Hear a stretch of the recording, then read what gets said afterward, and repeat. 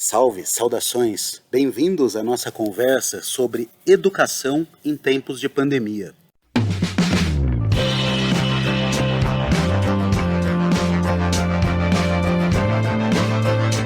Vivemos hoje um momento em que o termo redução de danos passou a acompanhar assuntos que até então ele não acompanhava. A gente sempre ouviu o termo reduções de danos ligados a drogas, ligados a acidentes de trânsito, ligados à violência de uma forma geral. E hoje em dia a gente usa o termo redução de danos também ligado a trabalho, ligado à educação. Por quê? A partir da pandemia Covid-19, a gente precisou evitar as aglomerações. E sem aglomeração, a gente precisa usar os recursos das aulas à distância para conseguir entregar o conhecimento, entregar a aprendizagem ao aluno remotamente. A comunicação, de uma forma geral, ela passando por uma transformação muito significativa. A comunicação tradicional ela sempre foi cartesiana e com pouca interação, pouca possibilidade de interatividade. Por exemplo, você tinha um livro, você não tinha como mudar o seu caminho naquele livro. E se tivesse, como aqueles RPGs, etc., que existiam, você tinha fins alternativos que você ia escolher, vá para a página tal se você deseja que o personagem faça isso. E assim, acabava que você lia uma parte só daquele livro, que tinha uma história diferente, mas tinha uma gama restrita de histórias oferecidas naquele livro. Hoje não. Hoje, qualquer assunto que você tenha interesse, você pega o seu celular, já pesquisa no Google na mesma hora, você já tem acesso àquela informação. É uma chuva de informação, são informações com pouca acurácia em relação à qualidade, mas você tem acesso à informação de qualidade também. Então você requer uma experiência, requer uma habilidade de como filtrar essa gama de informações. Todas as novas gerações que já nasceram nesse cenário estão acostumados com esse tipo de comunicação, que é a comunicação ubíqua. A comunicação ubíqua é essa comunicação que é imediata e que explora todos esses recursos que a gente tem hoje, desde notebook, desde celular, satélites espalhados pelo planeta inteiro, GPS, câmera em qualquer dispositivo e assim por diante. Então, o ensino ele resistiu por muito tempo em entrar para essa conversão digital, em entrar para essa nova era. Uma das consequências da pandemia está sendo justamente pessoas que nunca refletiram sobre essas novas formas de se educar, elas estão sendo obrigadas a encarar esses conteúdos, sendo obrigadas a transformar o modo delas lidarem com a realidade e assim entregar esses outros objetos de aprendizagem usando o digital, usando o remoto. Só que isso acabou virando um desafio muito grande, porque as pessoas não estavam preparadas. Então um pouco do que eu trago aqui, ferramentas reconhecidas dos mercados que já usam essas ferramentas para fins comunicacionais, de uma forma geral, que a gente pode explorar na comunicação visando a educação. Então o objetivo final desse vídeo que a gente vai conversar aqui é justamente chegar nesse ponto. Esse vídeo, a plataforma YouTube que ele está sendo vinculado, é justamente para dar essa possibilidade de interação. Então comentem aqui embaixo, deixem suas opiniões, discordem, concordem, deem like. Eu não estou aqui com nada final, eu estou aqui com algumas observações e observações que eu trouxe de diversos artigos científicos para botar lenha nessa fogueira, para a gente conseguir construir juntos uma ideia sobre esse assunto tão pertinente hoje. A educação à distância, ela vem se transformando. A educação à distância, ela vem desde a educação à correspondência, que era um barateamento postal em 1840, que possibilitou a educação por correspondência. Depois, a segunda geração do EAD foi a educação baseada em televisão e rádio, que isso no final da década de 50. Depois veio a educação multimídia, para então, que antes ainda usavam CD-ROM, usavam outras plataformas, para então vir a educação via internet. Hoje a gente já está na internet 4.0, então isso daqui já está evoluindo, já teve várias versões dessa internet. E a gente já está entrando, já está bem avançado inclusive nisso, na quinta geração do EAD, que é a educação facilitada por inteligência artificial. Então, só para mostrar o gama de possibilidades que o EAD oferece para a gente. O design educacional, o design de uma aula no tradicional, a gente já usava vários recursos, a gente já trabalhava com uma educação híbrida, mesmo sendo restrita naquele período da aula e às vezes com algumas lições de casa que usavam outros recursos tecnológicos. Mas qualquer professor que levava um software para os alunos fazerem alguma simulação em sala de aula já está usando o recurso de ensino híbrido. Então o EAD seria uma forma de ainda aprimorar mais esse ensino híbrido. O e-learning seria o que a gente chama aqui no Brasil de EAD. E o B-learning, que é o both, seria o que a gente chama de ensino híbrido. E o ensino híbrido é tido como a nossa meta, é tido como um objetivo final, porque ele incorpora toda essa comunicação nova que as novas gerações estão acostumadas a lidar, etc., com a comunicação tradicional, o ensino tradicional. Então a gente vai ir para esse caminho. Mas hoje, na educação à distância emergencial, em que as aglomerações são restritas, a gente tem que pensar com muito carinho em como montar esse design das aulas. As aulas, elas são uma forma de comunicação. Como a gente está buscando buscando no mercado da comunicação subsídio para nos dar recurso para trabalhar com a educação à distância, para trabalhar com essa mídia, essa hipermídia que é a internet, eu vou trabalhar aqui com os conceitos da comunicação. E eu trouxe a semiótica peirciana. A semiótica peirciana, ela trabalha com signos, com o estudo dos signos. Os signos, qualquer signo é algo que está para alguma coisa. Então uma palavra é um signo. A palavra água é um signo que representa o objeto água. E alguém está lendo essa palavra para gerar essa interpretação. Então a semiótica trabalha com esses três elementos: o signo, o objeto que esse signo representa e o interpretante que está fazendo a leitura desse signo.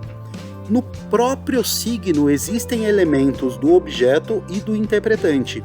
E todo signo ele tem 3 idades, que é a evolução então, da conceituação desse signo para quem está tendo contato com ele. Então, como que funciona isso? Todo signo ele traz qualidades. Todo signo ele tem características de qualidade. Ele tem altura, largura, cor, textura. Se for uma música, se for um som, ele pode ser agudo, pode ser grave. Então, todo signo tem qualidades. A primeira idade do signo é o qualisigno. A segunda idade do signo é o sinsigno. Então já é uma segunda idade do signo, que é essa idade da relação. Essas qualidades, quando a gente analisa elas, a conjuntura dessas qualidades, elas nos remetem a outras informações que a gente tem no nosso repertório. Quando você faz relações, você nunca teve contato com a cadeira, você vai montando aquilo a partir do conhecimento que você tem sobre mesa, para daí criar um conceito sobre o que é cadeira. Olha, isso tem perninhas, tem um lugar reto, parece com uma mesa, mas tem um encosto. Será que serve para sentar? É uma cadeira. Então você vai correlacionando. Primeiro você vê as qualidades daquele signo, daquele conceito que você está assimilando, para montar essas qualidades, para comparar com o que você já conhece de mundo, para daí criar uma visão de mundo sobre isso. O signo, que era qualidade, que estava na idade das qualidades, na qualisigno, ele é um ícone. O signo que está na idade das relações, na idade isso eu comparo com o que já existe na minha cabeça em relação a isso, é o sinsigno. Ele é um índice. E o terceiro signo, quando ele já tem um conceito formado sobre aquilo, ele já representa aquilo, ele é um legisigno, esse signo ele já está ocupando o patamar de símbolo, ele já simboliza algo. Esse estudo dos signos, então quando você tem esse signo, pela perspectiva do interpretante, existe o objeto dinâmico que é o objeto da vida real. Existe o objeto dinâmico e existe o interpretante dinâmico, que é quem está lendo aquele signo na vida real. E no próprio signo existe também o objeto que seria o objeto imediato, que faz parte do signo. Então são as características daquele objeto que ele está representando. E existe o interpretante imediato, que é o pressuposto do signo em relação a como as pessoas que estão tendo contato vão interpretar aquilo. Então, quando você está desenhando uma aula, quando você está planejando uma aula para um meio digital, você precisa pensar nas formas de trabalhar tanto o objeto dos signos que você está usando, dos signos dos objetos de aprendizagem, etc., que você está usando na aula, quanto o que aquilo carrega da interpretação sobre aquilo que você está trazendo para o aluno. E essa interpretação pode resultar em 3 tipos de reações, de ações do interpretante dinâmico, que é quem está tendo contato com aquilo. Pode despertar uma emoção, pode despertar uma energia, então uma ação mesmo física, algo, ele fazer alguma coisa, e pode despertar um conhecimento. Então, as 3 esferas do interpretante seria a esfera emocional, a esfera energética e a esfera lógica, que são as formas de repercussão daquela comunicação. Se a comunicação deu efeito, ela transformou de alguma forma. Se ela transformou de uma forma que gerou uma emoção, foi nessa interpretante emocional. Para o interpretante energético, ela gerou uma ação. E para o interpretante lógico, ela gerou um conhecimento, uma interpretação. Aqui, então, falando de comunicação, a gente já acha uma convergência muito grande com a educação quando trata do engajamento. Existe uma linha que trabalha com 3 formas de engajamento: o engajamento cognitivo, engajamento comportamental e engajamento emocional. Esses 3 tipos de engajamento, que são ações dos alunos a partir do que eles estão vivenciando nesses momentos de aprendizagem. Então, essas 3 formas de engajamento têm uma correlação extremamente grande com as 3 formas de interpretante dinâmico, de reações do interpretante dinâmico a partir da comunicação. Então aqui a gente acha uma convergência entre esses meios. Enquanto a comunicação trabalha com os apelos de publicidade, então tem o sex appeal, o appetite appeal, que é bem difundido, que as pessoas conhecem. Então sex appeal bota uma pessoa bonita, com pouca roupa, etc., para prender a atenção das pessoas pelo instinto, vamos colocar assim. Você bota uma comida bonita, etc., você está pegando pelo instinto também, mas no apetite, é o apetite appeal. Você pode usar o apelo racional, o apelo emocional. Quando você pensa nesses 3 tipos de apelo, na semiótica peirciana, você tem uma relação clara com os 3 tipos de ações que a comunicação desperta. Aquela ação emocional, aquela ação energética, aquela ação lógica. E quando a gente fala de educação, a gente chega nesses 3 tipos de engajamento. 3 tipos de engajamento que os alunos poderiam estar engajados numa disciplina. A professora Sasseron, junto com Souza, em 2019, eles propuseram indicadores que pegavam esses conceitos do engajamento cognitivo, comportamental e emocional e cruzavam com o engajamento disciplinar produtivo. O engajamento disciplinar produtivo já tem mais a ver com a formação desse conceito na cabeça do aluno, com as etapas de desenvolvimento não da conceituação em si, mas como ele demonstra que está assimilando aquela conceituação. Então, como ele se engaja com a disciplina. Se ele se engaja só respondendo a atividades, ele está engajado, sim, mas ele ainda está no primeiro nível de engajamento. Ele precisa subir mais um nível e começar a engajar, começar a usar os termos daquela disciplina, começar a usar as regras daquela disciplina que ele está imergindo. Então, quando ele começa a ter esse contato com com as regras que tangem aquele assunto, ele já está no segundo nível de engajamento disciplinar.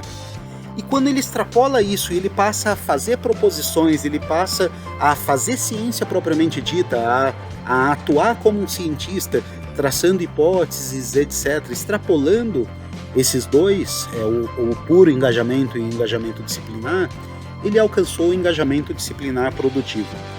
É a meta final, é o engajamento máximo em relação àquele dia a dia das atividades científicas. Na semiótica, esses patamares poderiam ter correlação, tem uma correlação muito grande com as idades da conceituação, com quali signo, sim signo e lege signo. Usando aqui esses indicadores, a gente consegue definir objetivos claros de desdobramento das aulas para alcançar o engajamento disciplinar produtivo completo daqueles alunos envolvidos na aula. Então, se no design dessas aulas remotas, emergenciais devido à doença, você antecipa essas possibilidades de atuação, você consegue oferecer para o aluno uma comunicação muito mais assertiva e, consequentemente, o desdobramento de uma educação mais assertiva e trazer o aluno para efetivamente executar a ciência quando essa aula for uma aula sobre assuntos científicos. A gente tem muitos recursos hoje em dia para usar junto aos alunos nessas aulas, usando a plataforma internet. Na faculdade de letras lá na Universidade de Pernambuco, e eles estudaram em 4 fascículos, que é como eles dividem os assuntos nessas aulas EAD, quais eram os gêneros textuais usados pelos professores para ministrar as aulas, para comunicar mais efetivamente aquele assunto aos alunos. E nesses 4 fascículos, me surpreendeu que foram poucos o gênero que mais se repetiu, o gênero textual, tratando como eles tratam na linguística, o gênero textual que mais se repetiu foi fotografia. Os 4 fascículos usaram fotografias. O outro foi tirinha. Então, fotografia e tirinha, os 4 fascículos usaram. Charge, 3 fascículos usaram. Poema, 3. Resumo e vermete, também 3. 2 fascículos usaram anúncio, conto, gráfico, letra de música e propaganda. E só um fascículo usou os demais, que é artigo acadêmico, biografia, capa de filme, capa de livro, carta, cartão eletrônico, diagrama, diálogo escrito, e-mail, lista de palavras, mapa, matéria de revista, notícias, notícia eletrônica, pintura, placa de saudação, placa de sinalização, quadro de explicações, reportagem escrita e tabela. Então foi esse levantamento muito específico, mas olha o grau de gêneros textuais que a gente tem nas nossas mãos. Hoje, uma pesquisa no Google, a gente já tem o recurso para usar nas nossas aulas, e olha a gama de gêneros textuais que a gente pode estar usando nesses recursos online. É uma gama muito grande de recursos. E não é tão diferente o design de uma aula presencial para essa aula EAD. Só que a aula EAD requer muito mais esforço do professor, sim. As escolas particulares que usam EAD, normalmente eles têm equipes de designers, sejam designers instrucionais, designers de aula, além do professor, para executar todos esses objetos de aprendizagem. O design da aula remota emergencial pressupõe análise e diagnóstico.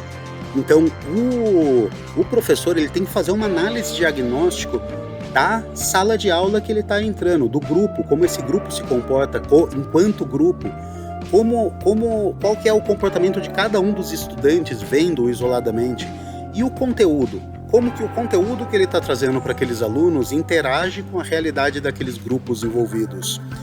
Ele tem que fazer o planejamento de mediação da interação dos estudantes com o conteúdo. O professor ele não pode fazer uma aula puramente expositiva. A aula remota, os recursos tecnológicos permitem a imersão dos alunos. Então, se ele faz um planejamento da mediação dessa imersão, sem impor, sem ficar impondo aquela aula rígida, tradicional, ele consegue também um recurso interessante, ele consegue usar esses recursos de uma forma interessante, conseguindo resultados interessantes com aqueles alunos. O professor ele vai ter que fazer produção de textos, produção de imagens, ou coleta de textos, coleta de imagens na internet, de apresentações, de publicações. O professor ele vai precisar montar o roteiro, a captura, por exemplo, um vídeo usando a plataforma YouTube. Ele vai ter que montar um roteiro, levantar toda a bibliografia envolvida com aquilo, montar esse roteiro na tela, vai ter que fazer a gravação, a captura dessa aula, vai ter que fazer a edição dessa aula posterior, mesma coisa se ele estiver fazendo áudio, e podendo ser uma transmissão ao vivo ou não. Então tendo as vantagens e as desvantagens de cada tipo de veiculação. Além disso, ele vai ter que fazer pesquisa e avaliação via formulário online. Então tem a pesquisa prévia e a pesquisa posterior para entender. Então ele vai ter que dar alguma forma de interação dos alunos para ele entender em que pé que está cada aluno em relação àquele assunto, aquele conteúdo abordado, para conseguir dar feedback. O professor ele vai ter que fazer o gerenciamento do sistema de gerenciamento de aprendizagem, que é o LMS. Pode ser o Moodle, o Blackboard, existem vários tipos de LMS, mas ele vai ter que fazer o gerenciamento, ele vai ter que colocar em cada tópico de cada uma das aulas quais são os recursos que ele ofereceu, as imagens envolvidas, alguma provinha, alguns exercícios, quiz. Então ele vai ter que fazer esse gerenciamento. O professor ele precisa indexar o conteúdo e gerar redes sociais como Facebook, YouTube, Twitter, Instagram, Pinterest e TikTok. Lógico, ele não vai usar todos esses recursos, ninguém consegue administrar tudo isso, a menos que seja o que ele faz da vida é isso, é muita coisa. Mas o professor ele pode escolher uma, duas dessas redes sociais como apoio para a aula dele. Então é um conhecimento muito amplo, são muitas informações que envolvem, mas o intuito desse vídeo aqui é trazer recursos, subsídios para a gente discutir. E eu espero ter contribuído com vocês. Eu estou totalmente aberto à conversa, deixe seus comentários aqui. Um abração, tudo de bom.